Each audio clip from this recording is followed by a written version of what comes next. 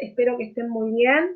En esta oportunidad vamos a hacer un pequeño desarrollo de dos órganos que han sido incorporados en nuestra Constitución Nacional con la reforma de 1994. Estamos hablando del Consejo de la Magistratura y el Jurado de Enjuiciamiento. ¿Para qué vamos a hacer un desarrollo respecto a estos órganos? Para luego sí hacer un análisis respecto de los antecedentes, los hechos y los argumentos que ha brindado nuestra Corte Suprema de Justicia de la Nación en el tan comentado caso Rizzo, en donde declaró la inconstitucionalidad de la Ley 26.855, que modificaba la integración del Consejo de la Magistratura y la forma de elección de alguno de sus consejeros. Así también como otras modificaciones, pero hemos señalado la principal y la que fue tema de debate no solamente dentro del Poder Legislativo, sino también en este tan comentado fallo. Es un fallo que ustedes ya analizaron a la hora de estudiar los métodos de interpretación de la Corte Suprema de Justicia de la Nación, así que les va a resultar familiar. Hemos elegido una presentación con PowerPoint a los fines de que sea más ilustrativo y descriptivo los temas a desarrollar. Voy a correr mi carita, así no les interrumpo la lectura. Esta es una filmina tipo de introducción, ¿sí? Como todos saben, el Poder Judicial está formada por un conjunto de órganos cuya función principal es la de administrar justicia.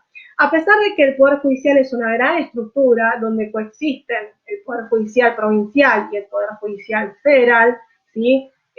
Cuya competencia está taxativamente regulada en los casos establecidos en el artículo 116 de nuestra Constitución Nacional, veremos que en ella no hay muchas normas que hagan referencia acerca de los órganos que forman parte del Poder Judicial. Acá los hemos señalado, ¿sí? En el artículo 108 se establece directamente la Corte Suprema de Justicia de la Nación, se erige como órgano máximo de estas dos estructuras, ¿sí? Tanto la provincial como la federal. Luego tenemos la referencia a tribunales inferiores, en lo que hace a cuántos, cuáles, materias, instancias, todas estas cuestiones son cuestiones que han sido delegadas al Poder Legislativo para que las determine, y dicha atribución está establecida en el artículo 75, inciso 20, que han sido analizadas cuando vimos las atribuciones del Poder Legislativo. Luego sí mencionamos a estos dos órganos que han sido incorporados con la reforma de 1994, el Consejo de la Magistratura en el artículo 114 y el Jurado de Enjuiciamiento en el artículo 115, y como acá hacemos referencia, sí, fueron incorporados con la reforma de 1994. Ahora bien, para entender por qué han sido incorporados estos órganos, ¿para qué? Para mejorar qué, tenemos que entender que estos órganos, ¿sí? no cumplen una función jurisdiccional, sino que estos órganos intervienen en el proceso de selección y remoción de jueces. Entonces, lo que acá tenemos que tener en cuenta, que lo que se ha perseguido con la reforma del 94 era modificar, ¿sí? El proceso de selección y remoción de los magistrados, hacerlo más transparente.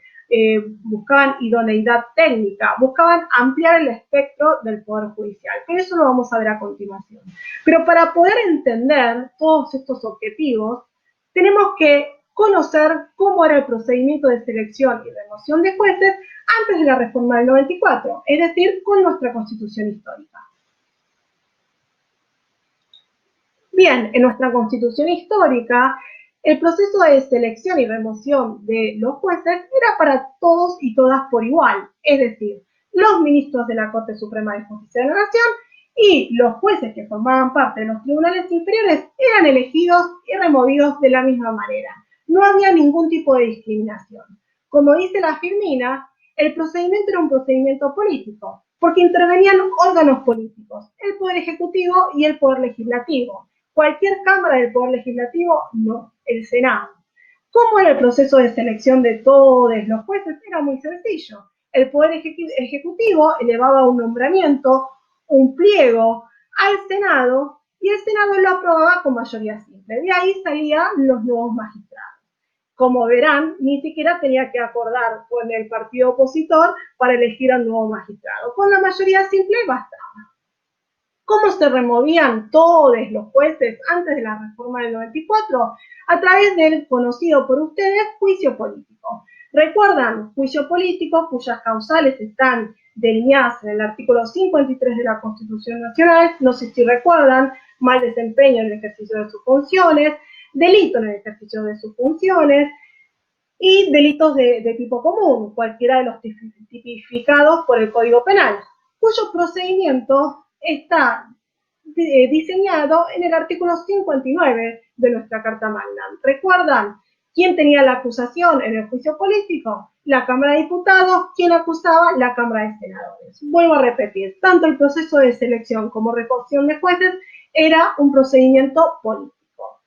Pero además, lo que hay que señalar que todas las facultades de administración, reglamentación y disciplinarias, ¿sí?, de todos los integrantes del Poder Judicial, estaban en cabeza, estaban concentradas en la Corte Suprema de Justicia de la Nación.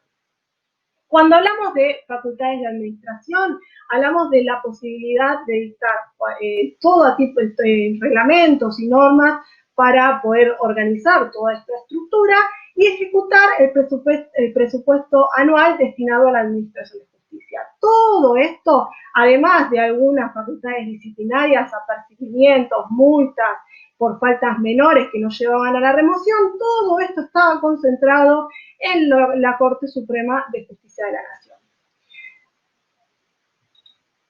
Bien, esto era antes de la reforma del 94, que se persiguió con la incorporación del Consejo de la Magistratura y el Jurado de Enjuiciamiento en nuestra Constitución del año 1994.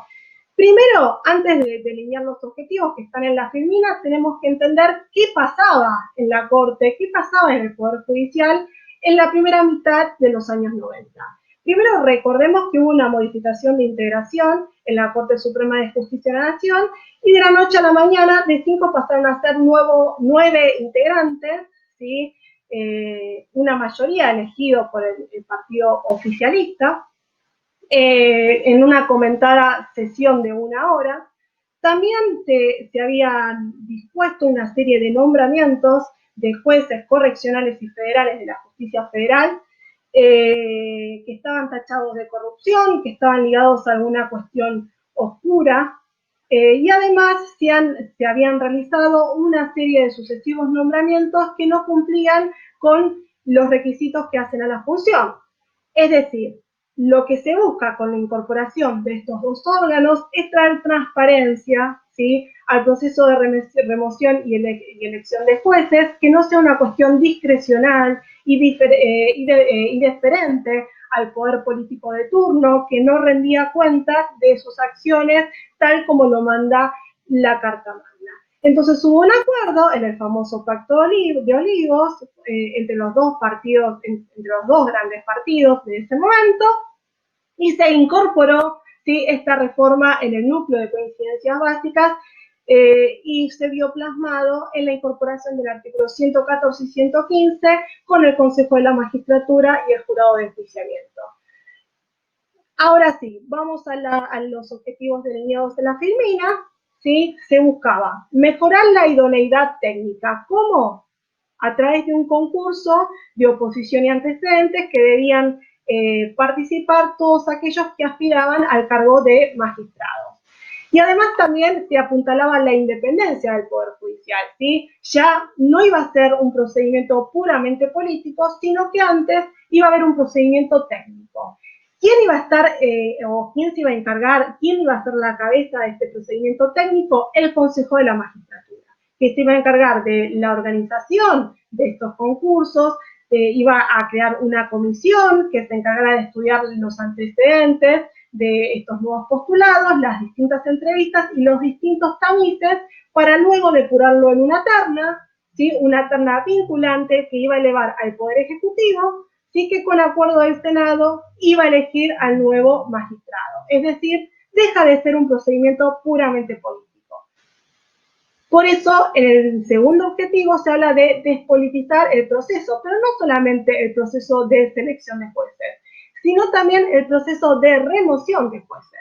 Recordemos que, como dijimos antes, con la Constitución histórica, la remoción de jueces estaba encabezada del Poder Legislativo, ¿sí? A través del juicio político. Bueno, con la reforma del 94 y la incorporación de estos órganos que estamos mencionando, la acusación, la elevación, la suspensión y la acusación, ¿sí?, del magistrado iba a estar en cabeza del Consejo de la Magistratura y se creó un órgano al efecto para juzgar, que era el jurado de enjuiciamiento. Es decir, se saca el procedimiento de remoción de jueces de la esfera política y pasa a esta, por así decirlo, esfera técnica, o órganos que están conformados no solamente por órganos políticos, sino por otros sectores que vamos a ver a continuación.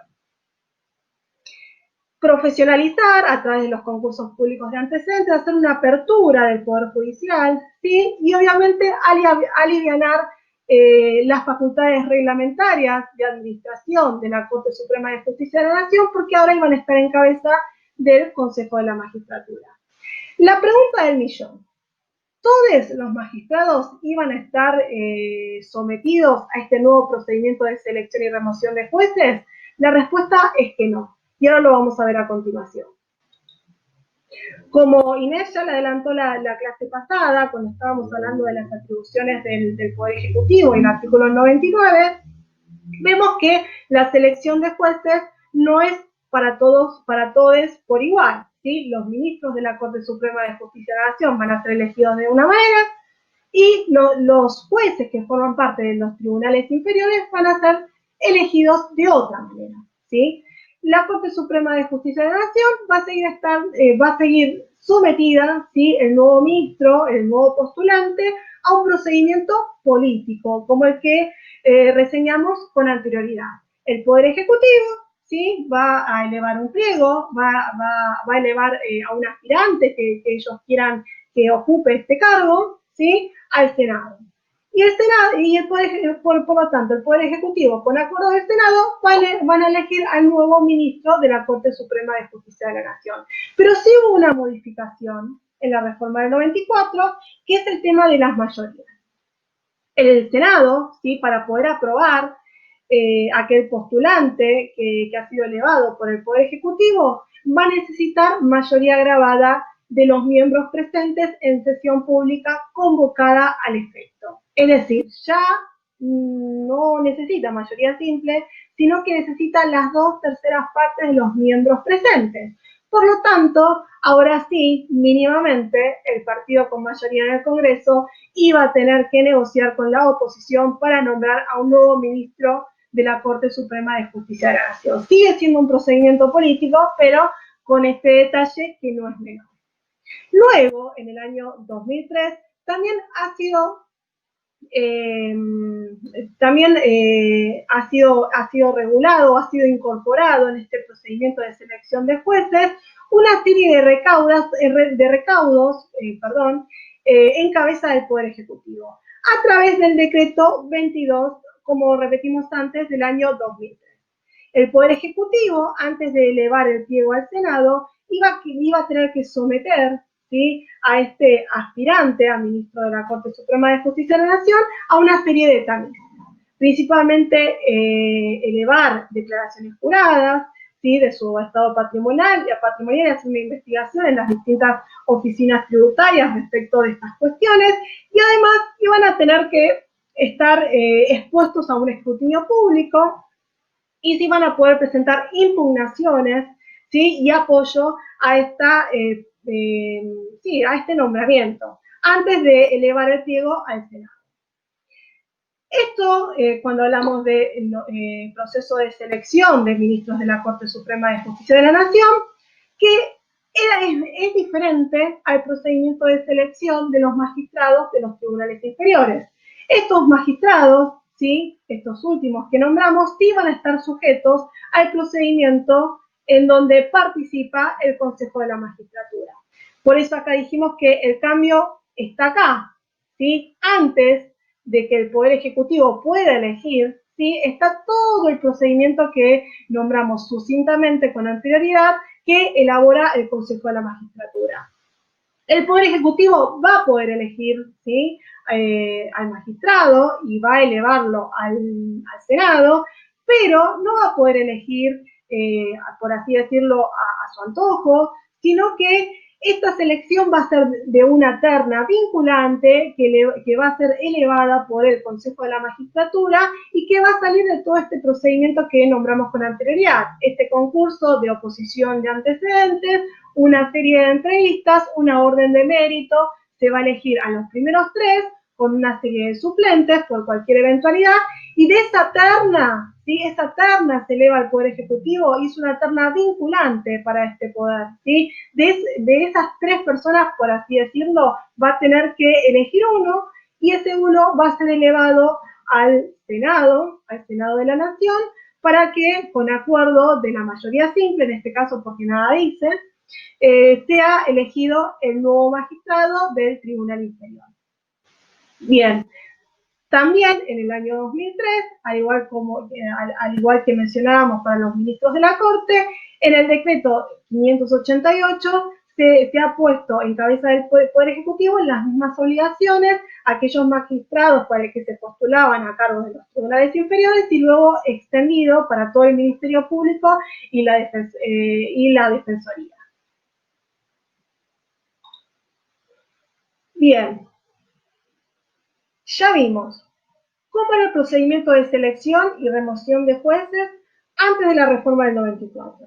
Ya vimos que para todos los jueces era el mismo procedimiento de selección y remoción. Y a grandes rasgos lo que podemos decir que era un procedimiento político. Vimos que con la reforma del 94 se incorporaron y se crearon 2 nuevos órganos, el Consejo de la Magistratura y el Jurado de Enjuiciamiento.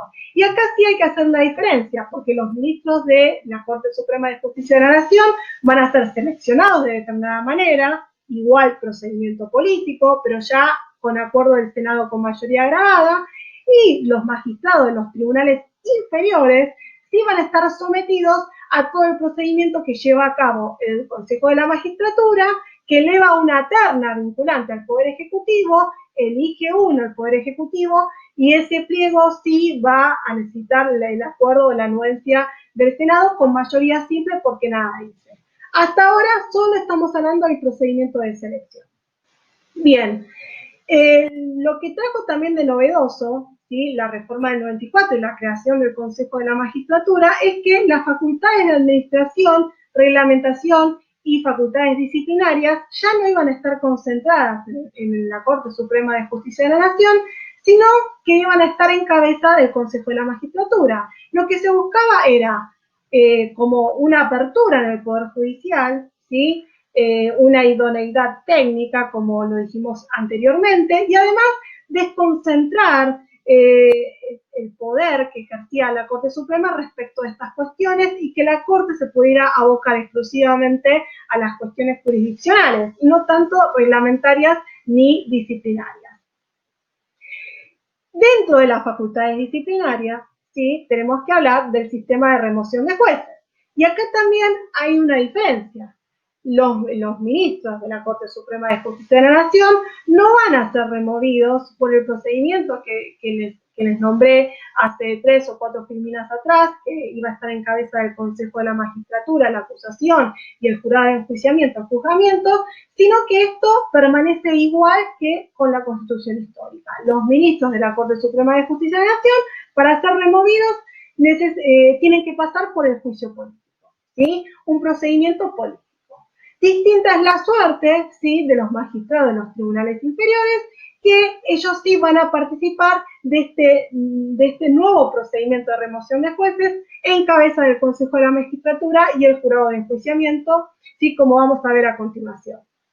Por eso acá mencionamos, destitución de jueces inferiores, está remarcado, no incluye a los ministros de la Corte Suprema de Justicia de la Nación, la apertura del procedimiento, la suspensión, ¿sí?, durante el procedimiento, teniendo en cuenta la causal de remoción, y la acusación, ¿sí?, está en cabeza del Consejo de la Magistratura. ¿Quién juzga? Ya lo hemos adelantado. El que juzga es el Jurado de Enjuiciamiento de Magistrados y Funcionarios del Poder Judicial, ¿sí?, es el nuevo órgano que se incorpora en el artículo 115 de la Constitución Nacional.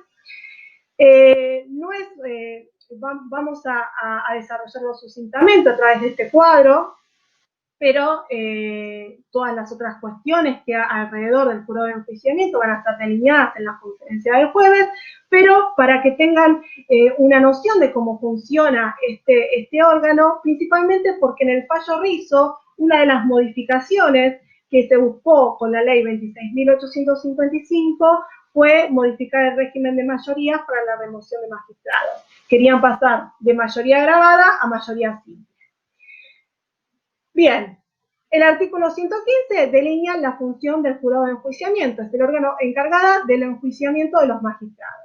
Está conformado por 7 miembros, ¿sí? La composición deriva del artículo 115 y la ley 24.937, que como veremos sufre una serie de modificaciones.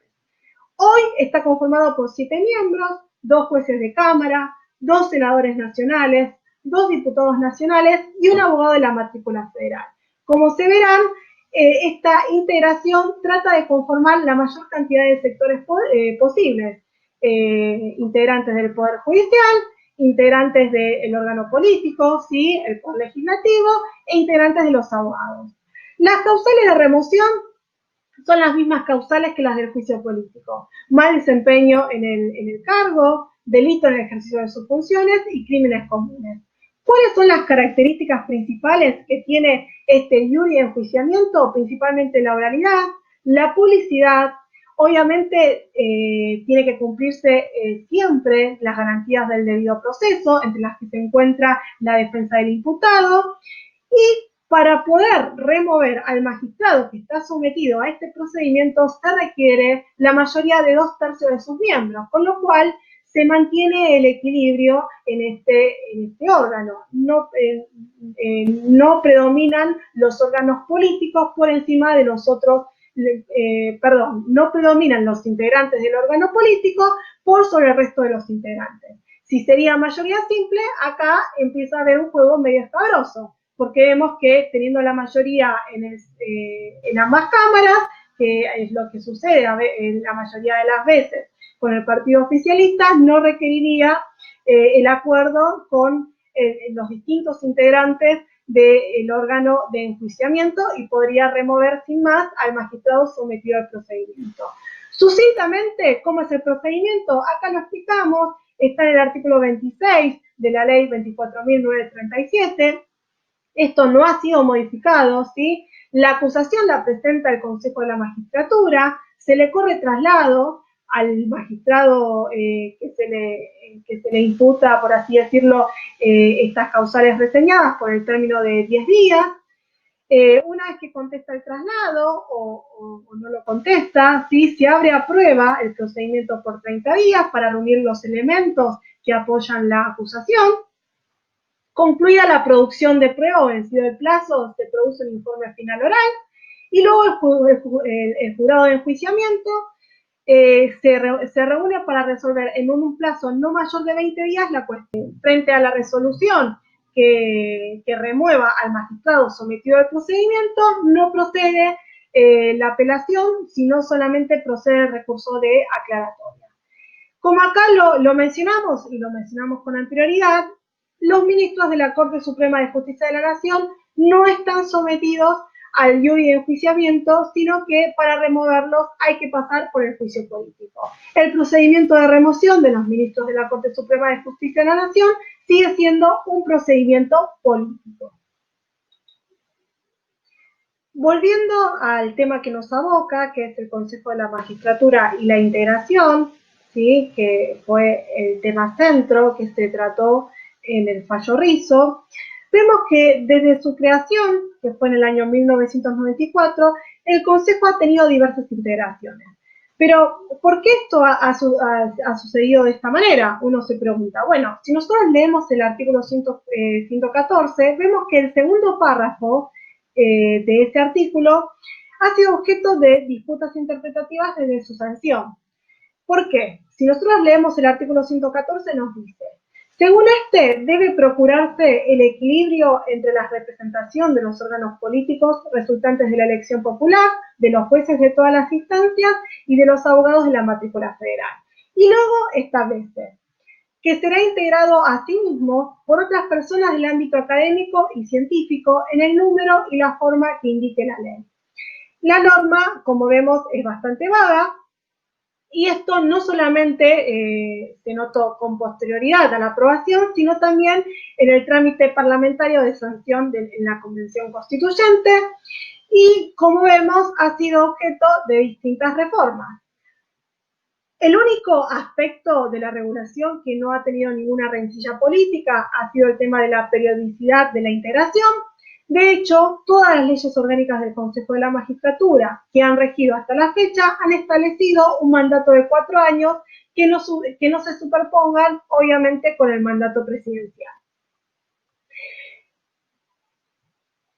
¿Qué es lo que, para poder entender, ¿sí?, la integración del Consejo de la Magistratura, en realidad tenemos que volver a los objetivos que se tuvieron en miras en su creación? ¿Qué es lo que se buscaba? Traer transparencia en la selección, ¿sí?, en el proceso de selección y remoción de los magistrados. Por eso, en realidad, lo que hay que interpretar, ¿sí?, es la palabra equilibrio, que aparece en el artículo 114 que hemos citado. Así como la Corte Suprema de Justicia lo ha hecho en el fallo Rizzo, ¿sí?, lo que hace es definir la palabra equilibrio según la acepción del diccionario de la Real Academia Española, que habla de equilibrio como contrapeso, contrarresto, armonía, entre otras cosas.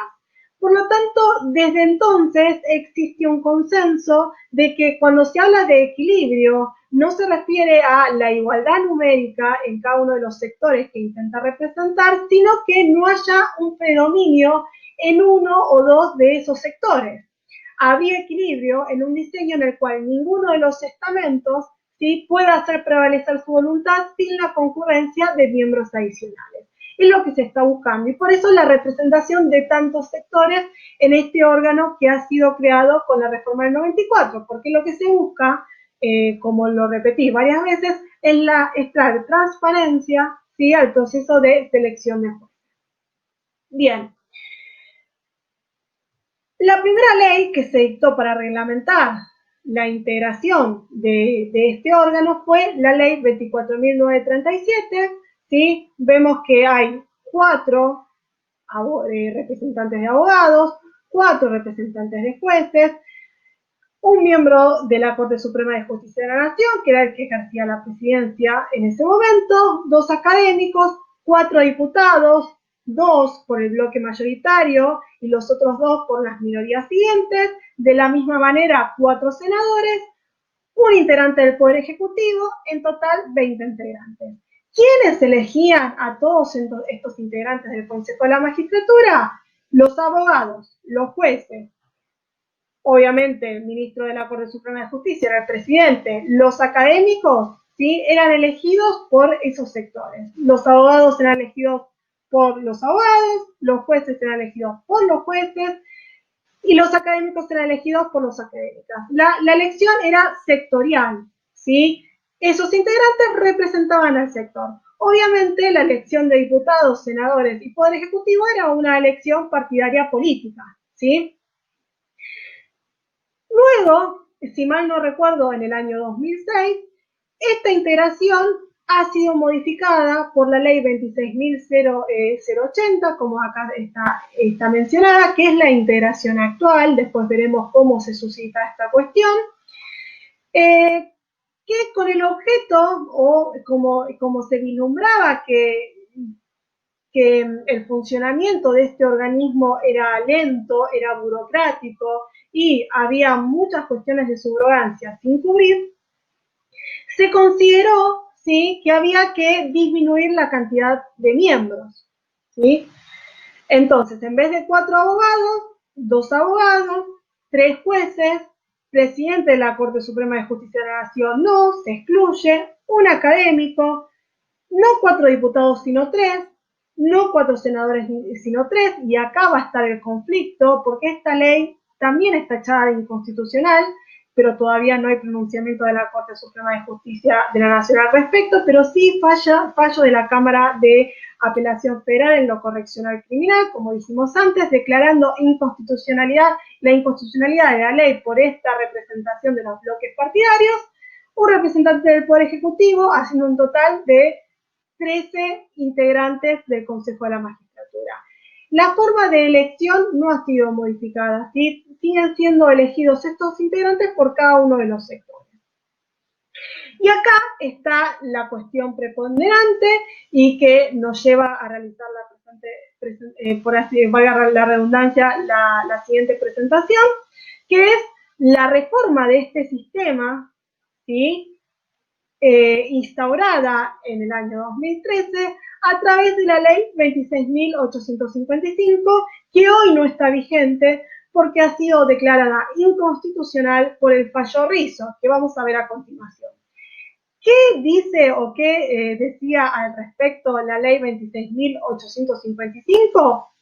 Cambiaba, en lo que a nosotros nos interesa, el número de integrantes del Consejo de la Magistratura. El cambio relevante estaba acá, ven que de 1 pasamos a 6, es decir, suma un integrante, acá, y después suma un integrante en lo que hace al sector, al bloque de los abogados. Acá hay 2 y acá hay 3. Pasan de 13 a ser 19, y además la elección de los sectores técnicos, es decir, de abogados, jueces y académicos, ya no va a estar en cabeza de cada uno de estos sectores, sino que iba a estar en cabeza del electorado. Es decir, iba a estar ligado a las elecciones presidenciales, ¿sí? Iba a ser objeto de elección directa, ¿sí? Elección popular. Planteado el problema, vamos a ir a la siguiente filmina.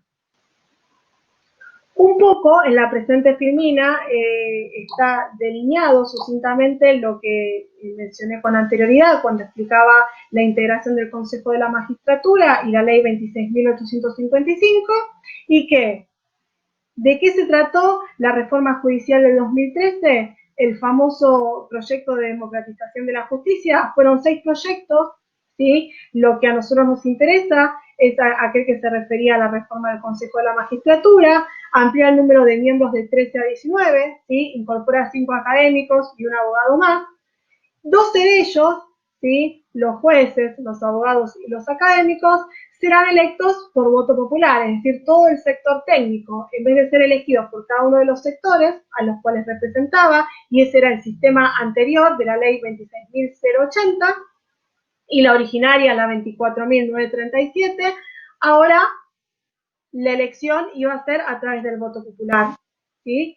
Y además, una perlita, que lo adelanté cuando hablaba de jurado de enjuiciamiento, baja de 2/3 a mayoría simple el número de votos para nombrar o destituir a los magistrados. No es un dato menor, no necesitamos acordar con la oposición para nombrar o remover magistrados. Será suficiente con la mayoría legislativa que tenemos por ser partido oficialista, como sucede en la mayoría de los casos. Acá explico un poco esta cuestión. ¿Qué pasa? Bueno, nombro sucintamente, ustedes seguramente han escuchado hablar de los otros 5 proyectos que después fueron ley de la reforma judicial del 2013. La creación de 3 nuevas cámaras de casación, la regulación de medidas cautelares en procesos contra el Estado, que fue tachada de inconstitucional, acceso igualitario a la justicia del Ministerio Público Fiscal, publicidad de las declaraciones juradas de los funcionarios judiciales y unificación con los otros poderes, obligatoriedad de dar publicidad a los fallos. ¿Qué sucede con el fallo Rizzo? Es decir, ¿qué implicó toda esta reforma? En la presente filmina tenemos los antecedentes del caso Rizzo. Como ya hemos mencionado, la ley 26.855 fue sancionada en el año 2013 dentro de un paquete de leyes que ha impulsado el oficialismo con el nombre de democratización de la justicia. Es decir, aquellos que aspiraban a integrar el Consejo de la Magistratura, ¿sí? Que formaban parte de los sectores técnicos, jueces, abogados y académicos, ya no iban a ser elegidos por los sectores, como estaba regulado con la ley 24.935 y la reforma y su reforma, la 26.080, sino que debían presentarse a elecciones partidarias conjuntamente con la elección presidencial. En el año 2013 no había elecciones presidenciales, entonces lo que se estipuló por decreto del Poder Ejecutivo, que participen en las elecciones legislativas de medio término. La pregunta era si todos podían postularse, es decir, todos aquellos que aspiraban a ser consejeros del Consejo de la Magistratura y representar a estos sectores, si podían presentarse a ser elegidos por el electorado. Y la respuesta era no.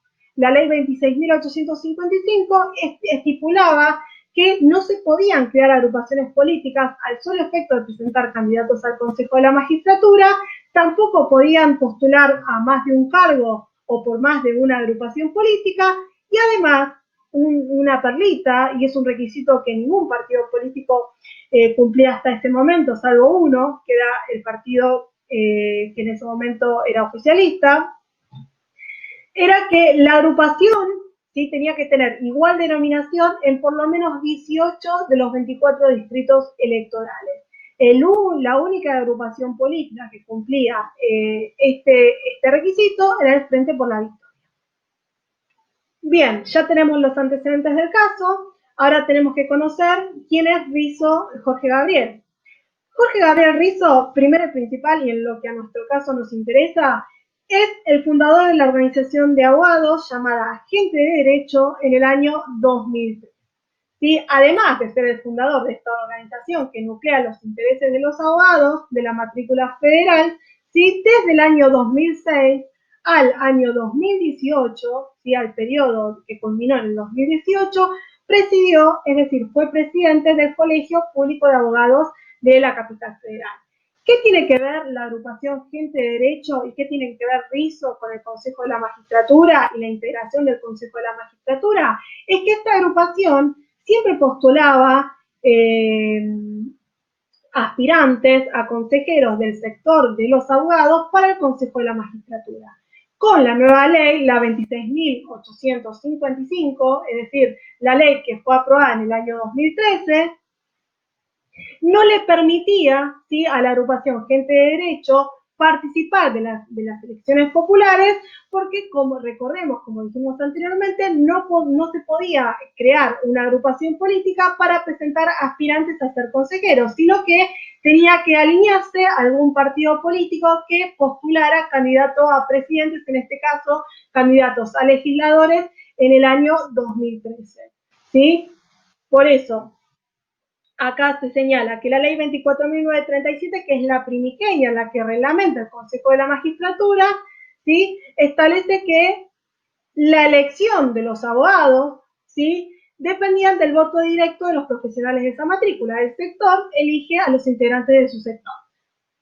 Gente de Derecho siempre postulaba integrantes y en base a eso siempre tenía algún miembro dentro del Consejo de la Magistratura. Con la ley 26.855, esto no permitía postular a sus aspirantes a consejeros, porque no solamente porque estaba sometido a la votación directa del electorado, sino también porque tenía que adherirse a alguna lista partidaria que se presentaba en las elecciones de medio término. ¿Qué pasó? Bien, Rizo Jorge Gabriel, ¿sí?, como apoderado de la lista 3, aspirantes a consejeros del Consejo de la Magistratura de la agrupación Gente de Derecho, consideraba que se le había vulnerado su derecho a presentar aspirantes y que era una proscripción política, además de que la ley 26.855 vulneraba la noción de equilibrio y representación que había sido consagrada en el artículo 114 de la Constitución Nacional y que tenía basamento en toda la discusión de los convencionales constituyentes del año 94 a la hora de crear este organismo.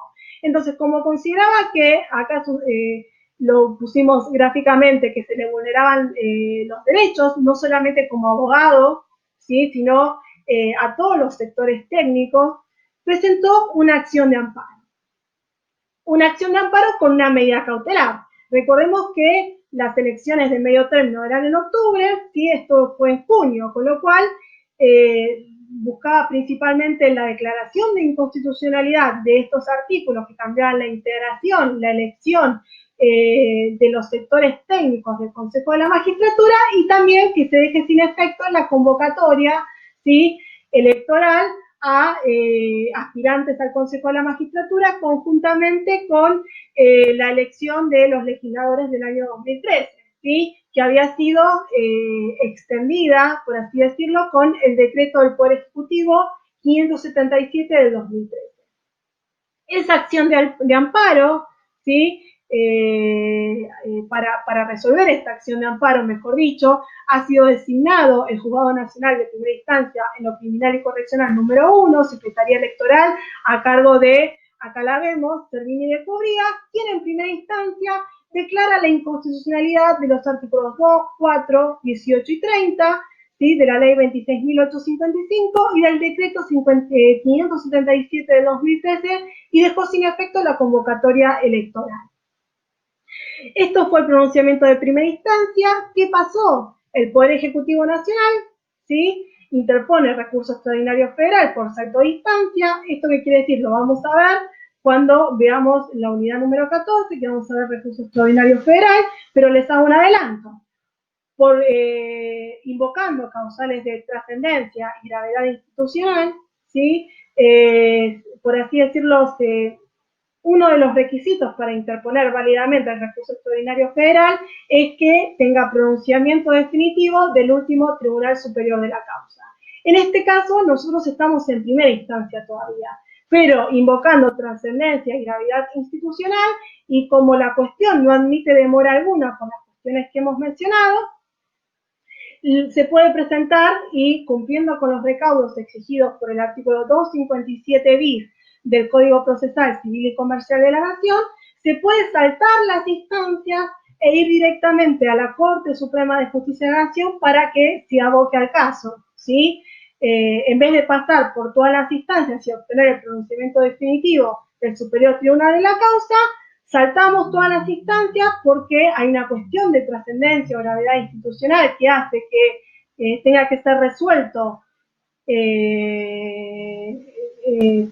con prontitud, sin demora alguna, y pasamos directamente en la Corte Suprema de Justicia de la Nación, se aboca directamente al caso sin pasar por las instancias anteriores, ¿sí? Hablo de abocación, es un término que viene del derecho administrativo, es cuando el superior jerárquico, recordemos la primera filmina, que yo hablé de la Corte Suprema de Justicia de la Nación como el órgano máximo de ambas estructuras, de la provincial como la federal. Entonces, dentro de esa estructura, el superior jerárquico sería la Corte Suprema de Justicia de la Nación. Se aboca directamente, ¿sí?, el superior jerárquico a la cuestión. Y obviamente no lo vamos a ver detalladamente en esta oportunidad, sino que lo vamos a ver en las próximas conferencias.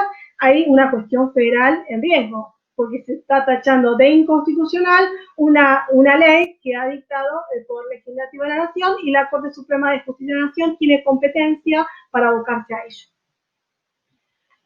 ¿Cuál fue la decisión de la Corte Suprema de Justicia de la Nación? Bueno, para sacarle suspenso, igual todos ustedes ya leyeron el fallo, así que lo saben, la Corte Suprema de Justicia de la Nación, en su voto mayoritario, compuesto por el doctor Lorenzetti, el doctor Fait, el doctor Maqueda y la doctora Hayton de Nolasco, ¿sí?, confirma el fallo de primera instancia y va un poco más allá.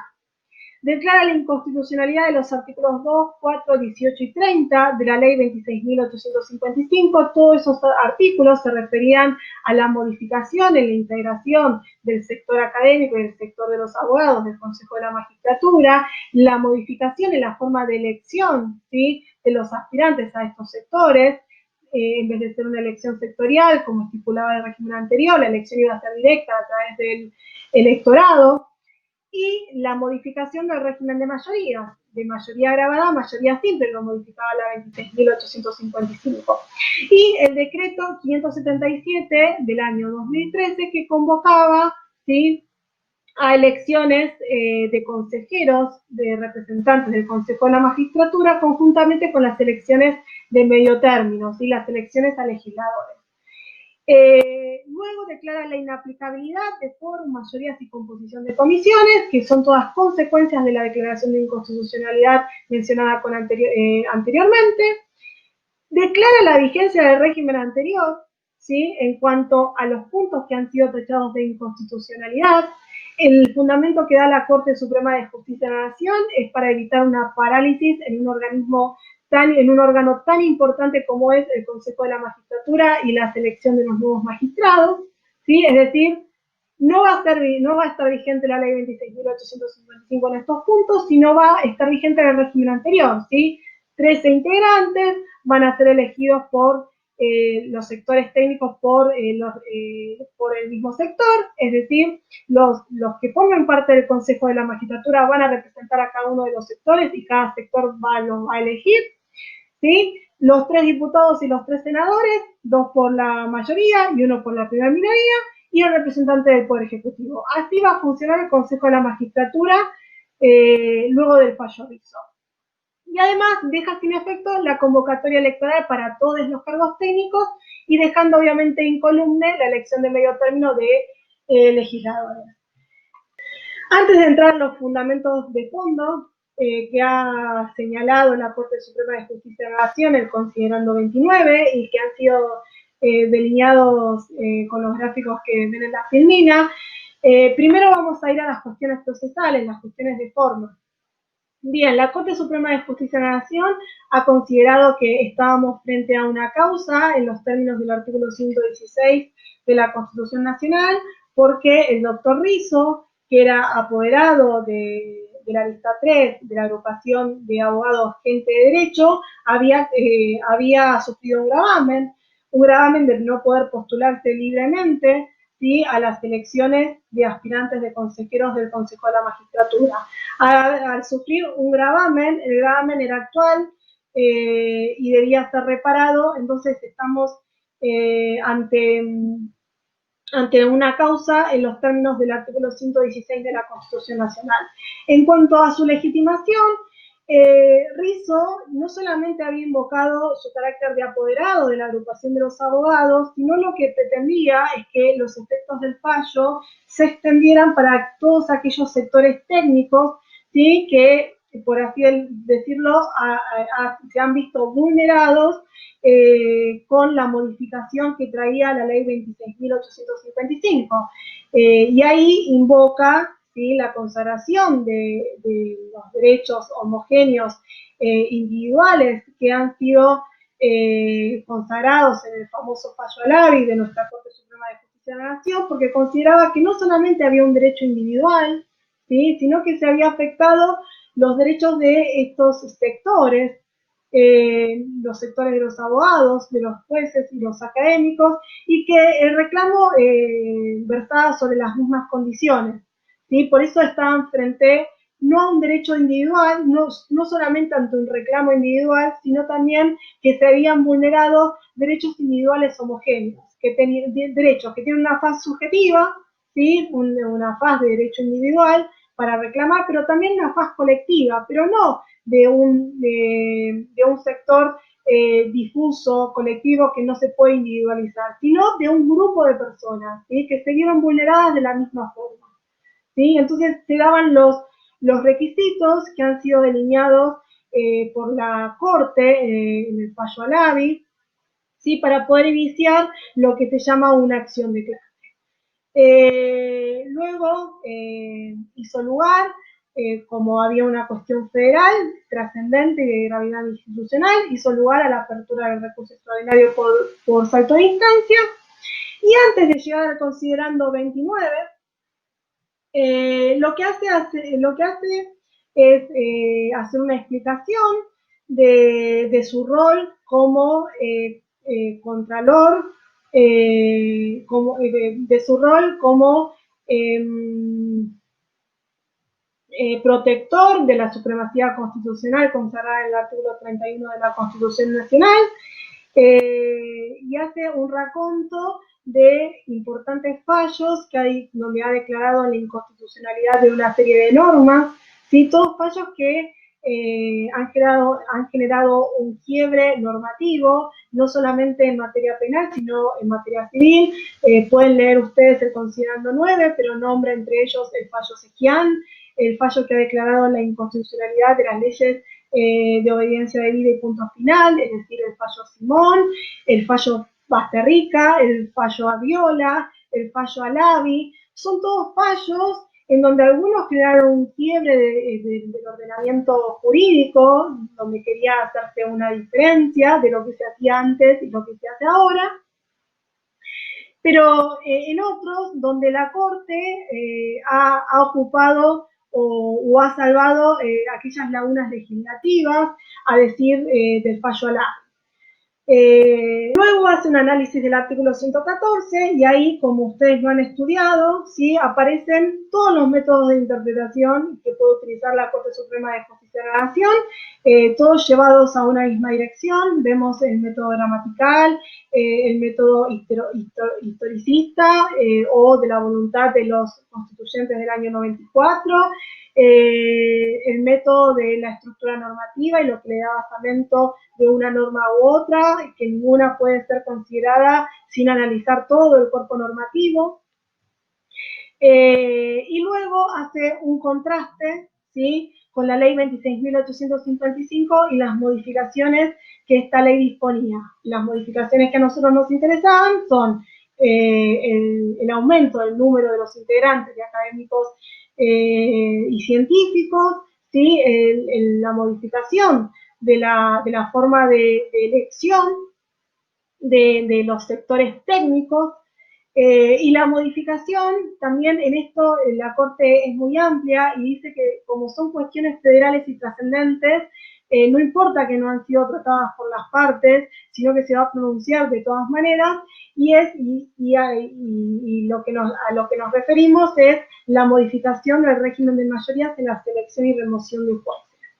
Y luego, en su considerando 29, sí da los 4 argumentos en virtud de los cuales considera la inconstitucionalidad de los artículos 2, 4, 18 y 30 de la ley 26.855.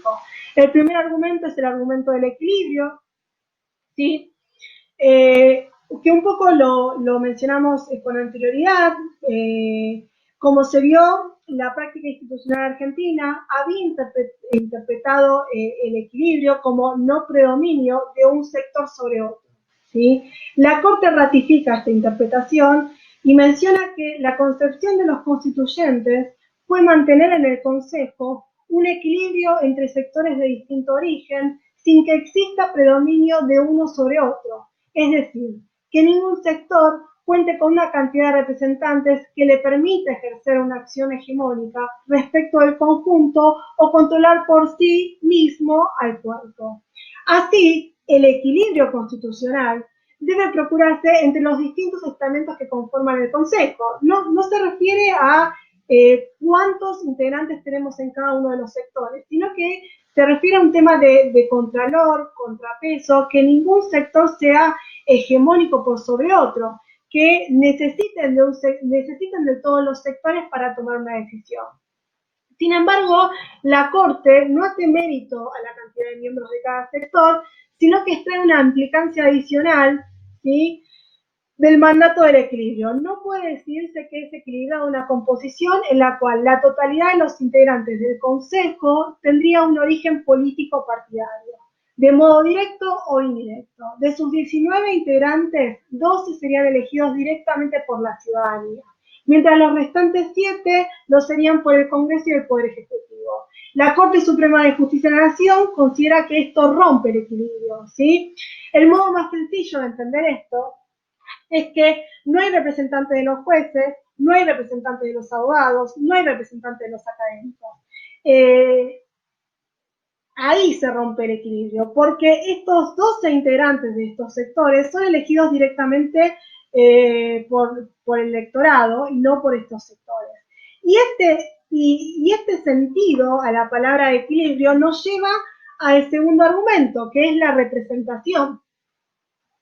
El mayor desarrollo de la Corte en el fallo Rizzo está destinado a demostrar que la elección popular de los consejeros es inconstitucionalmente inviable, sin importar la modalidad de la elección. Es decir, el cuarto argumento para nosotros es muy fuerte, es donde vulgarmente nosotros vemos dónde están las barreras para obtener la mayoría oficialista o la mayoría del partido que se encuentra en el poder en ese momento, ¿sí? Porque en el 2013 es uno, pero en el 2015 es otro, y así con cada elección presidencial. Pero en realidad a la Corte le importó enfocar acá, en el equilibrio, ¿sí? En el equilibrio que lo lleva al argumento de la representación. La primera serie de argumentos parece estar destinada a preservar el espíritu corporativo de la representación en el Consejo de la Magistratura. Y en el fallo, si ustedes lo leen, dice, no hace, así, tras afirmar que no hace más que entender las palabras de la Constitución en el significado en el que son utilizadas popularmente y explicarlas en su sentido llano, obvio y común, método gramatical. Afirma que las personas que integran el Consejo lo hacen en nombre y por mandato de cada uno de los estamentos indicados, lo que supone inexorablemente su elección por parte de los integrantes de esos sectores. En consecuencia, el precepto no contempla la posibilidad de que los consejeros puedan ser elegidos por el voto popular, ya que, si así ocurriera, dejaría de ser representantes del sector para convertirse en representantes del cuerpo electoral y así rompería el equilibrio que manda el artículo 114. Tienen que ser representantes del cuerpo, no representantes cuando hablo de representantes del cuerpo, hablo de representantes del sector, no representantes del electorado. De modo similar, afirma poco después que para ejercer una representación electoral se requiere necesariamente un mandato, ¿sí? Un mandato conocido como el de derecho privado, que solo puede ser otorgado por los integrantes del sector. Por último, se recurre a los debates de la Convención Constituyente a fin de mostrar que la elección por parte de los jueces y los abogados de sus respectivos representantes era la intención inequívoca al momento de la sanción del artículo 114. Si bien el concepto de representación no incluye necesariamente la elección de los representantes por los representados, la idea que la representación de los jueces y los abogados es una representación corporativa no solo es la que se desprende de modo más inmediato del artículo 114, sino que parece estar lo suficientemente asentada en nuestra práctica constitucional. Sin embargo, este argumento presenta una serie de dificultades al tratarse de los académicos. Como leímos con anterioridad, en la segunda oración del artículo 114, habla que el Consejo estará integrado a sí mismo por personas del ámbito académico y científico, y el número y forma iba a estar indicado por la ley. En Rizzo, la Corte entiende que entiende que el adverbio a sí mismo utilizado indica que el régimen de los académicos debe mantener el equilibrio y el sistema de representación establecido para los jueces y abogados. Y además, en sus argumentos establece que aumentar el número de integrantes de este sector que no ha sido considerado central en la estructura del Consejo de la Magistratura violentaría justamente este equilibrio. De todas maneras, igual, para no apoyar solamente su argumento en el adverbio a sí mismo y que sea conveniente la elección de los sectores y por la poca preeminencia que tiene este sector en la estructura del Consejo de la Magistratura, también otorga otro argumento, ¿sí? En base a esta cuestión de la representación. La Corte sostiene que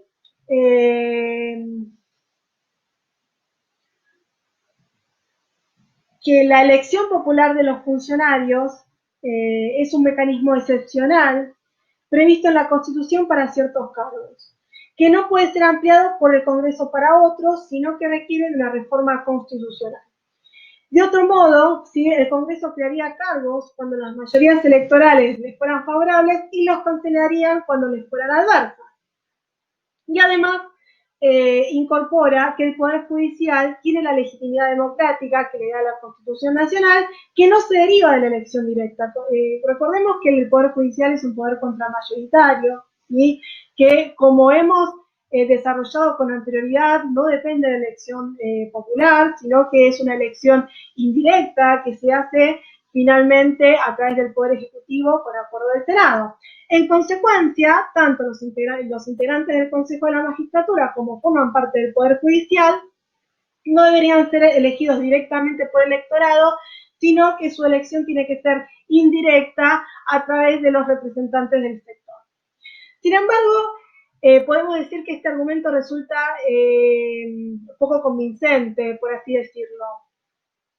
Primero, la elección de los consejeros por parte de los abogados, las agrupaciones de abogados y los académicos no es una elección indirecta, comparable a la de los jueces, sino que es una elección directa por parte de cuerpos electorales reducidos a ese sector, es decir, a esa profesión, los abogados y los académicos. Entonces, esa analogía que hace la Corte no se podría sostener. En segundo lugar, el Consejo de la Magistratura, si bien está incluido dentro de la sección y ejerce funciones dentro del ámbito del Poder Judicial, no cumple, como dijimos en primer término, funciones jurisdiccionales, sino de gobierno del Poder Judicial. Entonces, las buenas razones que existen para excluir a los jueces del voto popular no son aplicables sin más al órgano político que se encarga de gobernar uno de los poderes del Estado. Garantizar la independencia de los jueces no implica que los órganos que deciden sobre las cuestiones del gobierno del Poder Judicial deban estar aisladas a la ciudadanía. Por último, la posibilidad de que el Congreso varíe las reglas de elección de consejeros según los vientos electorales sí es una crítica que podría aplicarse en cualquier mecanismo de selección que no tenga rango constitucional. En este caso, lo que preocupa no era que se diera al electorado la participación de la elección de cargos públicos distintos al presidente y los legisladores nacionales, sino, como se verá en este apartado, ¿sí? en el cuarto argumento, sino que han creado un mecanismo electoral con la ley 26.855 dirigido a un solo sector. Y el argumento se centra acá nuevamente, ¿sí? Porque es donde vulgarmente se ve cómo que se genera, cómo han creado un mecanismo electoral direccionado para lograr determinadas mayorías en el Consejo de la Magistratura. Cuando hablamos del argumento de la independencia de los jueces, la Corte dice, el magistrado que aspira a ser miembro del Consejo en representación de los jueces debe desarrollar actividades político-partidarias, según la ley 26.855, llevar a cabo una campaña electoral con el financiamiento que ello implica, proponer a la ciudadanía una determinada plataforma política y procurar una cantidad de votos. En la práctica, esta ley es contraria a la imparcialidad que se busca de los jueces frente a los procesos, frente a la ciudadanía, porque como tiene que participar y adherirse a una lista partidaria, se la obliga a identificarse un partido político paralelamente a su función de administración de justicia. Desaparecería así, en cierta manera, la neutralidad que se exige de estos funcionarios frente a los poderes políticos. Obviamente, este argumento ya no es aplicable a todos los sectores técnicos que forman parte del Consejo de la Magistratura, sino que es un argumento destinado directamente al sector de los jueces, ¿sí? al sector que representa a los jueces. Tampoco es un argumento aplicable a cualquier tipo de elección en la que participan jueces, sino a las elecciones que participan como candidatos de partidos políticos, ¿sí? Otra vez, volvemos al cuarto argumento. Con el alcance indicado, el argumento tiene peso. Lo que viene a salvar la Corte es la independencia de los jueces con respecto a quienes ocupan los máximos cargos ejecutivos y legislativos. Una de las máximas funciones del Poder Judicial es asegurar que quienes ocupan los cargos políticos no abusen de su posición de torcer las reglas democráticas en su favor. Y parecería que la ley 26.855 así lo pergeniaba. Y el cuarto argumento, en donde se ven más vulgarmente las inconstitucionalidades de la ley 26.855, es cómo crean un proceso electoral con determinadas barreras direccionadas al sector que tenía la mayoría en ese momento, que era el oficialismo. ¿Por qué? Porque no se podían crear agrupaciones políticas para presentar aspirantes a consejeros del Consejo de la Magistratura. ¿Por qué? Porque la agrupación política tenía que tener la misma denominación en los 18 de los 24 distritos electorales, porque no se podían presentar a más de un cargo los mismos aspirantes o en distintas agrupaciones políticas, con lo cual se ve claramente cómo, vuelvo a repetir, la ley 26.855 creaba un mecanismo electoral direccionado a un sector, que era el que tenía la mayoría en ese momento, para controlar al Consejo de la Magistratura. Bueno, ya hemos desarrollado el voto mayoritario de la Corte Suprema de Justicia de la Nación para declarar los artículos que modificaban la integración y la elección de los consejeros del Consejo de la Magistratura del sector técnico y las mayorías para elegir y remover magistrados. Verán que los votos de los doctores Petraki y Argibay son votos concurrentes, es decir, adhieren a la mayoría, pero por sus propios argumentos. Y luego tenemos el voto en disidencia del doctor Zaffaroni. Brevemente, el doctor Zaffaroni lo que dice que tanto la ley 26.855 como la ley 26.080 y la primigenia, la 24.937, son el resultado de la manera en que ha sido consagrada e incorporada en nuestra Constitución el Consejo de la Magistratura, con tantas vaguedades y cuestiones abstractas sin definir, que la ley 26.855 no es un caso de arbitrariedad manifiesta que amerite el control de constitucionalidad y declarar la inconstitucionalidad de la norma, que este control de constitucionalidad está limitado a las arbitrariedades manifiestas si no es el caso. Habla de un control de constitucionalidad restrictivo para evitar vulnerar la división de poderes. Principalmente lo que menciona Zaffaroni es no un argumento convencional constituyente, porque en definitiva lo que él aduce es que lo que no está escrito en el artículo 114 no está escrito, sino que aduce a la realidad de este órgano y la inoperancia y todos los problemas que este órgano tiene en su funcionamiento y que es necesaria una modificación.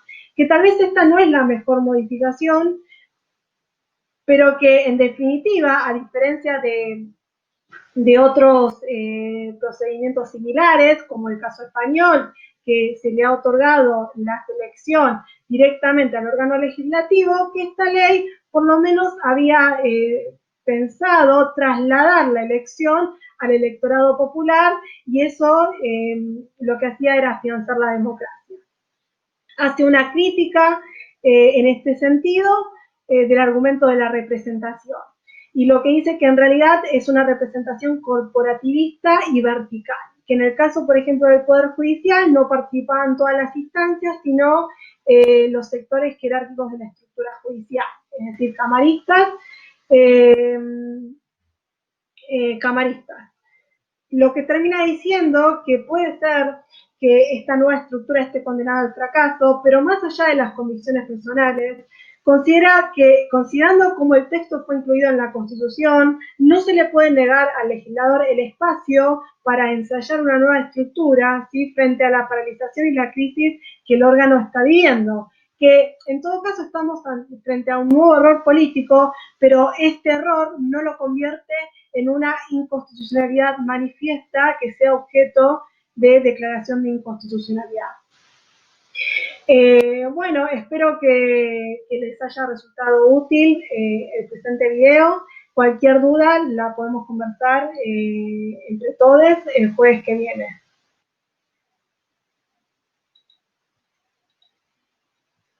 Muchas gracias.